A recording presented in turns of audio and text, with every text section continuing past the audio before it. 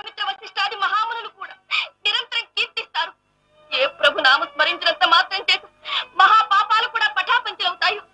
అట్టి నా ప్రభు, నా దైవం, నా సర్వస్వమైన శ్రీరామచంద్రుని తూలనాడితే మీరు నాకు తనయులు కాదు, నేను మీకు తల్లిని కాదు. క్షమించమ్మా, మా అజ్ఞానం మన్నించమ్మా. కోపోద్రేకంతో ఆదిశక్తిని మరపించే నీ రౌద్రకారం మేమెన్నడూ చూడలేదమ్మా. క్షమించమ్మా.